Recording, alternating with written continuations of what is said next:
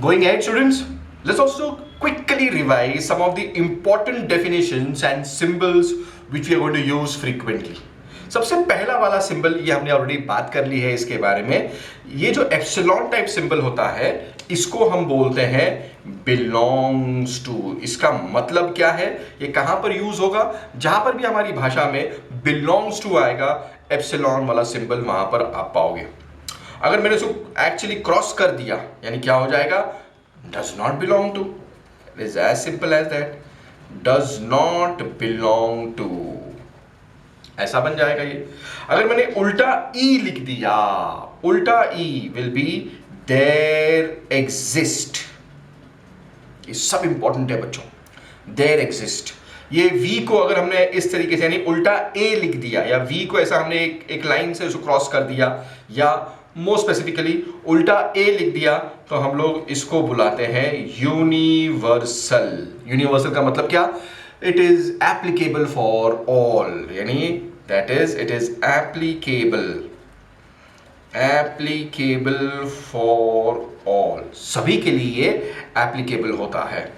ऐसे अगर दो डॉट्स यूज कर रहे हैं हम लोग या ऐसा एक स्ट्रेट लाइन यूज कर रहे हैं तब इसका मतलब बन जाता सच दैट.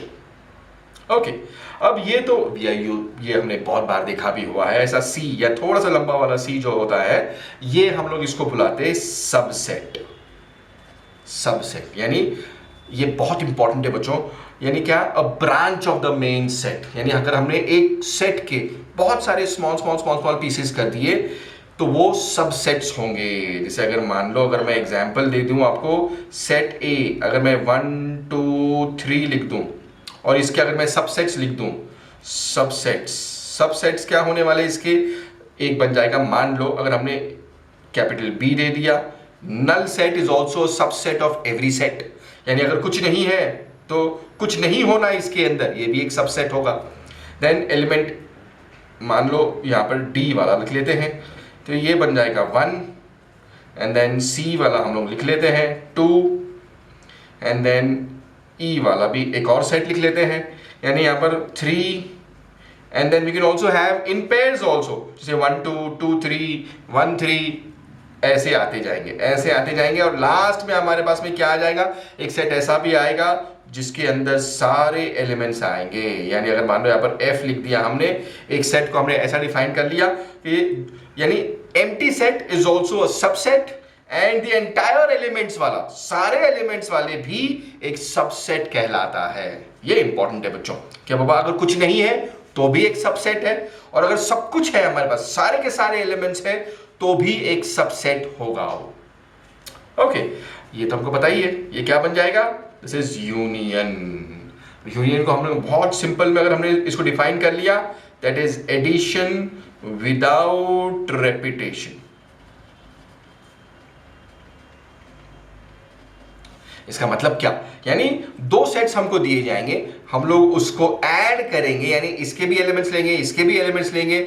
लेकिन अगर मान लो हमारे पास में कोई भी एलिमेंट रिपीट हो रहा हो तो हम लोग उसको रिपीट नहीं करते हैं. इसका भी एक एग्जांपल समझ जाते हैं. जैसे अगर मान लो ए है हमारे पास में 1 2 3 एंड अगर बी है हमारे पास में ए ई एफ, तो अगर मुझे ए यूनियन बी लिखना हो तो हम लोग क्या करेंगे? सबको ले लेंगे, रिपीट कुछ भी नहीं करेंगे इसके अंदर. जैसे अगर मान लो 1 2 3 ए ई एफ और अगर मान लो यहां पर 1 होता भी, अगर 1 होता तो हम उसको एक ही बार लिखते हैं, विदाउट रेपिटेशन है वो.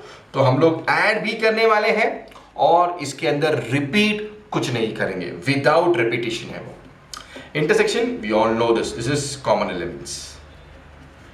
कॉमन एलिमेंट्स इसको हम लोग क्या बोलते हैं? इसको इंटरसेक्शन बुलाते हैं. इंटरसेक्शन. ये सिंबल आएगा कॉमन एलिमेंट्स के लिए, ये सिंबल आएगा यूनियन के लिए. तो इसको यूनियन बुलाते हैं, इसको इंटरसेक्शन बुलाते हैं हम लोग. एंड कॉमन एलिमेंट्स के अंदर क्या, जो भी हमारे पास सेम एलिमेंट्स होंगे उसका एक सेट बनेगा which is called as intersection. Okay, complement. Complement हमने एक नया वर्ड बनाया. ये वर्ड है नहीं, एग्जिस्ट नहीं करता, but to find out the complement तो हम लोग क्या करेंगे? अनकॉमन एलिमेंट्स पकड़ेंगे. अनकॉमन एलिमेंट्स अनकॉमन नाम की कोई चीज़ ऐसी होती नहीं है बच्चों, ऐसा कोई इंग्लिश डिक्शनरी में आपको ऐसा कोई वर्ड मिलेगा नहीं अनकॉमन, नॉट कॉमन होगा यानी, but it is still okay. Definition तो वैसे भी आने वाले हैं नहीं एग्जाम्स में, हम लोगों को सिर्फ कॉन्सेप्ट पे ध्यान देना है। तो uncommon elements of a set, जैसे अगर मान लो हमारे पास में एक यूनिवर्सल सेट दिया है 1 2 3 4 5 एंड हमारे पास में सेट ए भी दिया है 2 3 4 एंड अगर मेरे को इसका कॉम्प्लीमेंट लिखना है यानी ए डैश अगर मुझे लिखना है तो मैं सेम सेम एलिमेंट्स कंसीडर नहीं करूंगा, यानी यहां पर भी 2 है, यहां पर भी 2 है, यहां पर भी 3 है, यहां पर भी 3 है, यहां पर भी 4 है, यहां पर भी 4 है। I am not going to consider these 3 elements uncommon, मतलब जो मेरे पास में कॉमन नहीं है, यानी 1 और 5। तो 1 5 will become the A complement के अंदर ये सारे एलिमेंट्स आने वाले हैं। और ये तो हमको पता ही है बच्चों, this is nothing but null set का सिंबल है, यानी नो एलिमेंट्स, यानी एक भी एलिमेंट इसके अंदर नहीं आने वाला है, नो एलिमेंट्स आएंगे, यहाँ पर एक भी एलिमेंट नहीं आएगा। ठीक है, थैंक यू सो मच।